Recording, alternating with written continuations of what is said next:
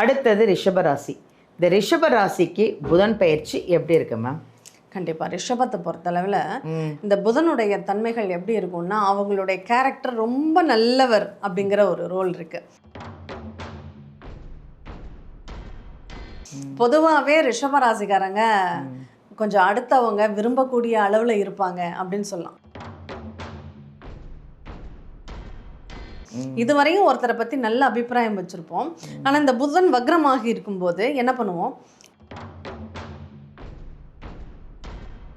அதனால இந்த காலகட்டங்கள் நம்ம நல்லா தான் இருக்கு.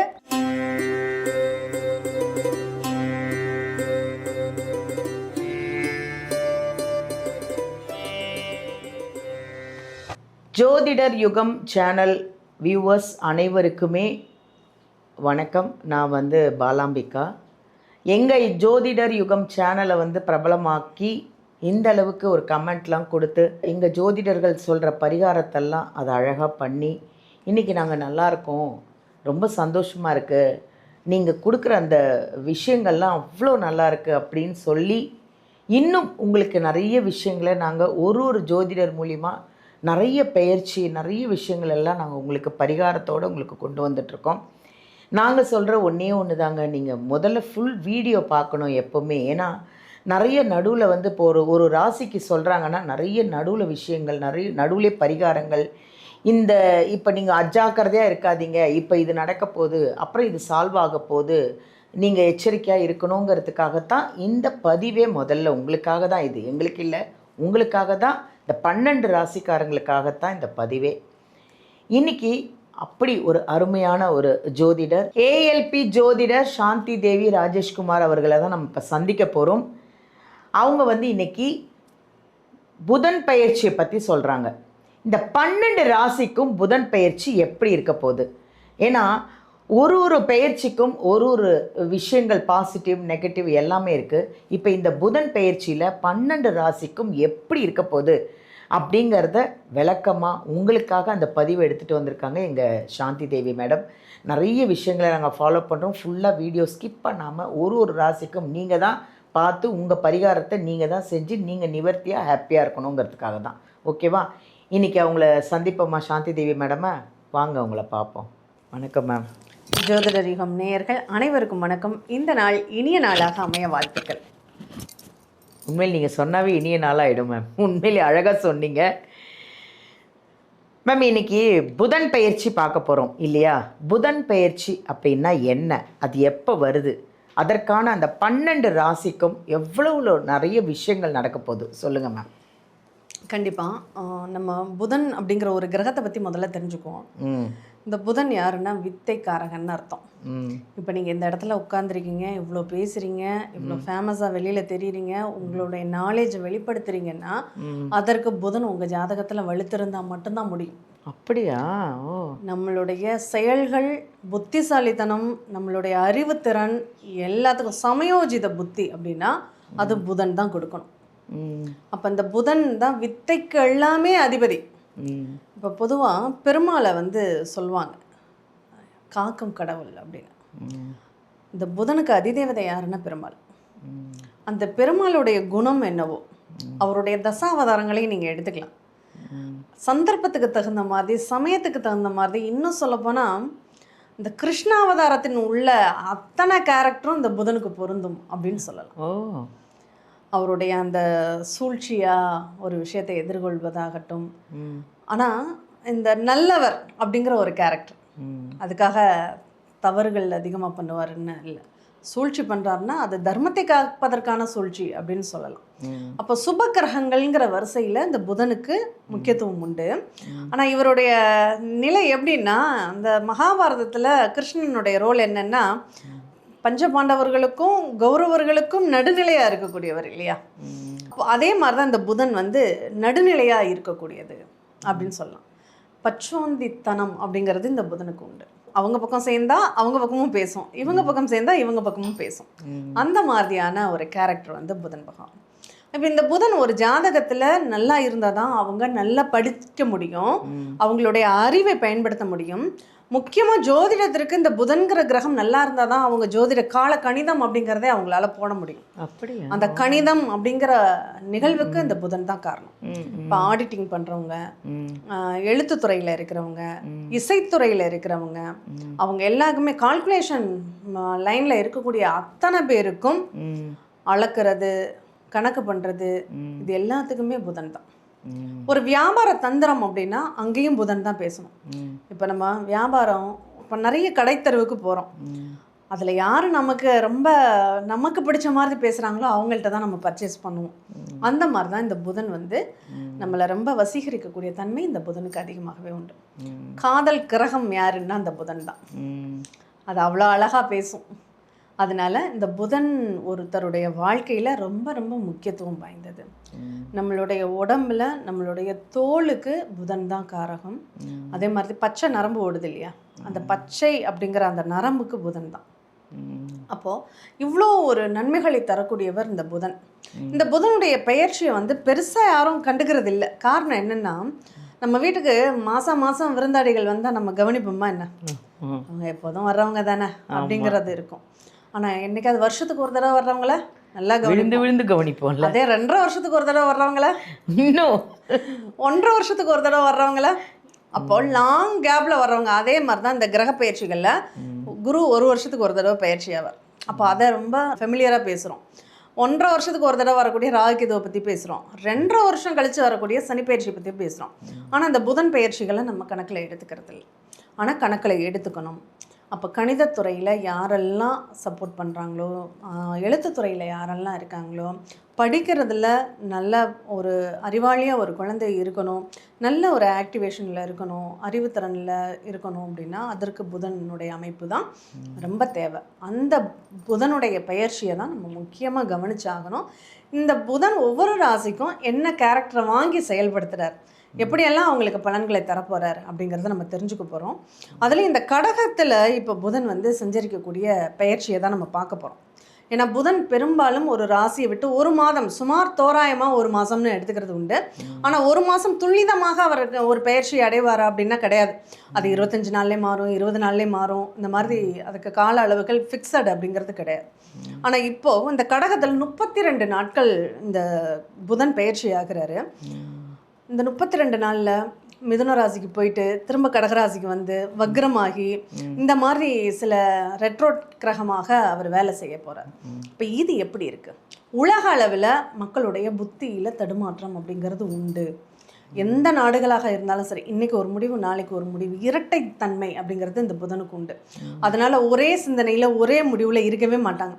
இந்த கடகத்தில் புதன் சஞ்சரிக்கக்கூடிய இந்த காலகட்டங்களில் நீங்கள் ஒரு அக்ரிமெண்ட் போட்டு தான் எந்த ஒரு செயலையுமே செய்யணும்.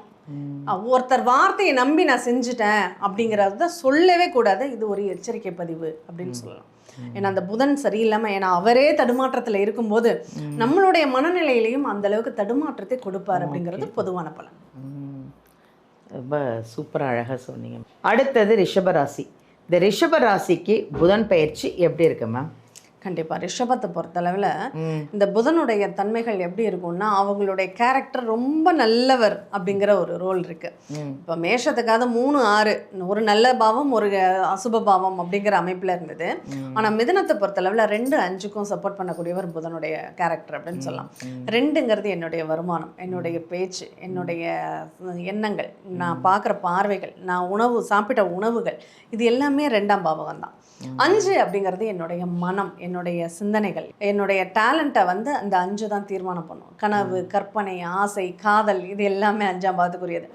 பொதுவாகவே ரிஷபராசிக்காரங்க கொஞ்சம் அடுத்தவங்க விரும்பக்கூடிய அளவில் இருப்பாங்க அப்படின்னு சொல்லலாம். அவங்களுக்கு சீக்கிரம் காதல் சம்மந்தப்பட்ட நிகழ்வுகள், அவங்கள யாராவது ப்ரப்போஸ் பண்ணிகிட்டே இருப்பாங்க. நம்ம சொல்லுவோம் ரிஷபம்னாவே ரோகிணி நட்சத்திரம், நம்ம கிருஷ்ணனை சொல்லுவோம். எப்படி கோபியர்கள் அவரை சுற்றி சுற்றி வந்தாங்களோ அதே மாதிரி ரிஷபத்தை சுற்றி நிறைய பெண்கள் இருப்பாங்களோ? பெண்கள் ஆண்பாலினம் ஆணாக இருந்தால் பெண், பெண்ணாக இருந்தால் ஆண் அப்படின்னு எடுத்துக்கலாம். இப்போ எதிர்பாலினத்தவர்களுடைய ஈர்ப்பு அப்படிங்கிறது இங்கே ரிஷபத்திற்கு கூடுதலாக உண்டு அப்படின்னு சொல்லப்படுது. அதனால இவங்களுடைய தன்மைகளில் இப்போ இந்த மிதுனத்தில் இந்த புதன் வந்து வக்ரமாகக்கூடிய காலகட்டங்கள் அப்படிங்கிறது மிதுனத்தில் இருந்தாலும் அது சப்போர்ட் பண்ணுது, கடகத்தில் இருந்தாலும் சப்போர்ட் பண்ணுது. ஆக மொத்தம் இந்த கடகம் மிதுனத்தில் புதன் வக்ரம் ஆனாலும் இந்த வக்ரம் ஆகும்போது என்னன்னா புத்தி நெகட்டிவாக கொஞ்சம் சிந்திக்க ஆரம்பிக்கும் அப்படின்னு சொல்லலாம். அப்போ இந்த வக்ரத்திற்கு பின்னோக்கி நகர்தல் அப்படிங்கிற ஒரு வார்த்தையை சொல்லலாம். இதே ஒரு அசுப பாவகம் ப்ளஸ் அப்படின்னு அமையும் போது நம்ம அசுபம் வக்ரமாகும் போது அது நல்லதுன்னு நம்ம எடுத்துக்கிறோம். ஆனால் ஒரு ப்ளஸ் வக்ரமாகும் போது நம்ம நல்ல விதமாக யோசிக்கிற புத்தி கூட கொஞ்சம் குதர்க்கமாக யோசிக்க ஆரம்பிக்கும் அப்படின்னு சொல்லலாம். இதுவரையும் ஒருத்தரை பற்றி நல்ல அபிப்பிராயம் வச்சுருப்போம். ஆனால் இந்த புதன் வக்ரமாகி இருக்கும்போது என்ன பண்ணுவோம், ஒருவேளை இவன் தப்பு பண்ணியிருப்பானோ, இவன் இதை பண்ணியிருப்பானோ, அவ்வளோ நாள் நம்பி இருந்த ஒருத்தரை இந்த புதன் வக்ரம் என்ன பண்ணும், அவங்கள தப்பாக யோசிக்க வைக்கும். ஆனால் நேரடியாக வெளிப்படுத்திக்க மாட்டாங்க, கேட்டுறலாம் மாட்டாங்க. ஆனால் மனசுக்குள்ள அப்படி ஒரு நெகட்டிவான ஒரு எண்ணங்களை தோற்றுவிக்கக்கூடிய ஒரு தன்மைங்கிறது இந்த புதனுக்கு அதிகமாகவே உண்டு. அதனால் இந்த காலகட்டங்கள் நம்ம நல்லா தான் இருக்குது. அந்த வக்ரம்ங்கிறதுனால கொஞ்சம் நெகட்டிவ் எண்ணங்கள் இருக்கும். அந்த எண்ணங்களை நீங்கள் சரி செஞ்சுக்கிட்டாவே உங்களுக்கு நல்ல பலன்கள் நிறையவே உண்டு. ஏன்னா வக்ரம் ஆனாலும் அதனுடைய நிலை என்ன, அந்த வீட்டில் அந்த வீட்டின் அதிபதி சஞ்சரிக்கக்கூடிய ஒரு காலம்தான். அதனால் அதில் எந்த ஒரு மாற்றமும் கிடையாது. உங்களுக்கு நல்ல விதமான பலன்களே இந்த காலகட்டங்கள் நல்லா இருக்குது. குழந்தைகளால் நல்ல மகிழ்ச்சியான ஒரு சூழ்நிலைகள், படிப்பு ரொம்ப எக்ஸலண்ட்டாக இருக்கக்கூடிய ஒரு காலகட்டங்கள், ரொம்ப புத்திசாலித்தனமான யோசனைகள், ஐடியாக்கள்லாம் ரொம்ப இருக்கும். ஆனால் தொழில் சார்ந்து மட்டும் எந்த ஐடியாவும் நீங்கள் எடுக்காதீங்க. ஆரோக்கியம் எப்படி இருக்குமா? ஆரோக்கியம் ரொம்ப நல்லா இருக்குது. ஆரோக்கியத்துலலாம் ஒரு குறையும் கிடையாது. இவங்க உணவுகள் எல்லாம் ரொம்ப விரும்பி பச்சை காய்கறிகள், பச்சை உணவுகள் அப்படிங்கிறதெல்லாம், பச்சை நிற உணவுகள்லாம் இவங்களுக்கு ரொம்ப இயற்கையான ஆர்கானிக் உணவுகள் இவங்களுக்கு ரொம்பவே பிடிக்கும் அப்படின்னு சொல்லலாம். அதனால் இவங்க செய்ய வேண்டிய பரிகாரம்ங்கிறது ஒன்று தான். பசுமாட்டுக்கு என்ன பிடிக்குமோ அதை நம்ம நிறைய பேருடைய வழக்கம் என்னென்னா அகத்திக்கீரை வாங்கி கொடுப்பாங்க. நம்ம ஒரு நேரம் இல்லாமல் 2 நேரம் அகத்திக்கீரை சாப்பிட முடியுமா? அதுவும் பசு எப்படி ஒரு மாட்டுக்கு அவுத்திக்கீரை கொடுக்கும்போது ஒருத்தர் கொடுக்க போவோம், 10 பேரும் கீரை கட்டோடு நிற்பாங்க. அந்த மாடு அப்படியே முழிக்கும், யாருக்கிட்ட வாங்குறதுன்னு. இல்லை, அது ரொம்ப அது பண்ணவே கூட. ஆமாம், அதுக்கு பிடித்த உணவுன்னா புண்ணாக்கு, வாழைப்பழம், தவிடு, பழங்கள், இது எல்லாமே அதுக்கு பிடித்த உணவுகள். அப்போ இலை தழைகள், அதன புல்லுக்கட்டு, இதெல்லாம் அதுக்கு பிடிச்சது. அதை வாங்கி கொடுக்க வேண்டியதானே. ஒரு சம்பிரதாயத்திற்கு ஒரு பரிகாரமாக நம்ம வாங்கி கொடுக்கலாமே தவிர தினம் எப்போ பார்த்தாலும் பசுமாடுன்னு பார்த்தாவே அகத்திக்கீரையை வாங்குறது அப்படிங்கிறது கூடவே கூடாது. வேற ஏதாவது கீரைகளை வாங்கி கொடுங்க, அது நல்லது. அதனால அந்த பசுமாட்டுக்கு அவங்க பசுவுக்கு பிடித்ததை, அது மட்டும் வாய் இருந்ததுன்னா ஒவ்வொருத்தங்களையும் அவ்வளோ ஆமாம், அந்த மாதிரி அது பண்ணக்கூடாது. அதனால அதுக்கு இஷ்டமான உணவுகளை கொடுக்குறாங்கன்னா இவங்க வாழ்க்கையில் ரொம்ப சக்ஸஸ் அப்படிங்கிறது உண்டு. இப்போ அந்த பசுமாட்டை பராமரிக்கிறதும் அதுக்கு தேவையான உணவுகளை கொடுக்கறதும் இவங்களுக்கு ரொம்ப சிறந்தது. தொழிலை பொறுத்த அளவில் மட்டும் அவங்க முக்கிய முடிவுகள் இந்த காலகட்டங்களில் எடுக்க வேண்டாம். ஏன்னா தடுமாற்றமான ஒரு நிலை இருக்கிறதுனால ஒரு சைன் பண்ண வேண்டியது, டாக்குமெண்ட் சைன் பண்ண வேண்டியது, இந்த மாதிரியான முடிவுகள் இந்த மாதம் எடுக்காமல் இருப்பது ரொம்ப ரொம்ப நல்லது. புரிஞ்சிடுச்சு அவங்களுக்கெல்லாம்? இதை நீங்கள் கரெக்டாக ஸ்கிப் பண்ணாமல் இந்த வீடியோ ஃபுல்லாக பாருங்கள்.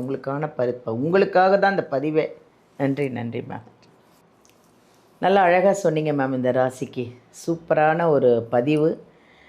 அதாவது என்னென்னா, மக்களுக்கு வந்து இப்போ என்ன பண்ணணும், நம்ம எந்த பரிகாரம் பண்ணணும், நம்ம வாழ்க்கை எப்படி, எப்போ கஷ்டத்துலேருந்து வெளியில் வருவோம், எப்போ கடன்லேருந்து வெளியில் வருவோன்னு நிறைய மக்கள் வந்து தவிச்சிட்ருக்காங்க. நம்ம ஜோதிடர் யுகம் சேனலை பார்த்து நிறைய பேர் வந்து நிறைய பரிகாரங்கள்லாம் பண்ணி, உங்களுடைய இன்டர்வியூலாம் பார்த்து, நீங்கள் சொல்கிறீங்கல்ல அந்த ஒரு பரிகாரத்தெல்லாம் பார்த்து அவ்வளோ சந்தோஷம் எல்லாருக்குமே. அந்த கமெண்ட்லாம் பார்க்கும்போது எனக்கு அவ்வளோ ஹாப்பியாக இருக்குது. இதான் நான் உங்ககிட்ட சொல்கிறது. எங்கள் வீடியோவை எங்கள் ஜோதிடர் யுகம் சேனலில் நீங்கள் எந்த வீடியோ பார்த்தாலும் ஃபுல்லாக பாருங்கள், ஸ்கிப் பண்ணாமல் பாருங்கள். உங்களுக்கு நிறைய பரிகாரங்கள், நீங்கள் எப்போ எச்சரிக்கையாக இருக்கணும், எந்த நாட்களில் நீங்கள் அஜாக்கிரதையாக இருக்கக்கூடாது அப்படிங்கிறதெல்லாம் நிறைய நம்ம ஜோதிடர்கள்லாம், சாந்தி தேவி மேடம்லாம் சூப்பராக சொல்லிகிட்ருக்காங்க. எல்லாத்தையும் நீங்கள் பதிவை ஃபுல்லாக பாருங்கள். உங்களுக்கு ஏதாவது டவுட் இருக்குது அப்படின்னா, ஒருவேளை உங்கள் ஜாதகம் பார்க்கணும் அப்படின்னா நீங்கள் சாந்தி தேவி மேடத்தை வீடியோவில் நம்பர் எடுத்து அவங்கள காண்டாக்ட் பண்ணுங்கள். எனக்கு தெரிஞ்சு நான் சொல்கிறது ஒன்று நேரில் போய் சந்தித்து பாருங்கள். நேரில் பார்த்தா தான் அவங்க என்ன சொல்கிறாங்க, என்ன பரிகாரம் சொல்கிறாங்க, உங்களுக்கான பதிவு என்ன, உங்களுக்கான விஷயங்கள் என்னன்னு உங்களுக்கு நல்லா புரியும். இல்லைங்க நான் ரொம்ப தூரத்தில் இருக்கேன், வர முடியல அப்படின்னா நீங்கள் ஆன்லைனில் காண்டாக்ட் பண்ணலாம். ஆன்லைன்லேயும் கன்சல்டன்ட் இருக்குது. நீங்கள் ஆன்லைன்லேயும் பார்த்து அவங்க சொல்கிற எல்லா விஷயங்களையும் நோட் பண்ணி பரிகாரம்லாம் பண்ணி சந்தோஷமாக நீங்கள் ஹாப்பியாக நிம்மதியாக கடன் இல்லாமல் எந்த பிரச்சனையும் இல்லாமல் இருக்கிறதுக்கு அவங்க நிறைய விஷயங்கள் பண்ணி கொடுப்பாங்க. ஓகேவா? அடுத்தது இன்னும் ஒரு விஷயம், ஒரு அருமையான சந்தோஷமான ஒரு விஷயம் என்னென்னா, அவங்க ஜாதகம் சொல்லி கொடுக்குறாங்க. ஜாதகம் நீங்கள் படிச்சுக்கணுன்னு ஆசைப்பட்டீங்கன்னா அவங்கக்கிட்ட கற்றுக்கலாம். ஒரே மாதம்தான், அதுவும் நேரில் வர வேண்டியதில்லை. ஆன்லைன்லேயே அவங்க 1 மந்த்லேயே உங்களுக்கு ஜாதகத்தை கற்றுக் கொடுத்துக்கலாம். அப்புறம் என்னங்க, நீங்கள் எந்த ஜோதிடரையும் பார்க்கணுன்னு அவசியம் இல்லை. உங்கள் ஜாதகத்தை நீங்கள் பார்த்துக்கலாம். உங்கள் ஃபேமிலி வரைக்கும் நீங்களே ஜாதகத்தை பார்த்து உங்களுக்கே நீங்கள் என்ன வேணாலும் தெரிஞ்சுக்கலாம். அதனால் நீங்கள் கற்றுக்கணுன்னு பிரியப்படுறவங்க எங்கள் சாந்தி தேவி மேடத்தை நீங்கள் காண்டாக்ட் பண்ணலாம். நன்றி, வணக்கம்.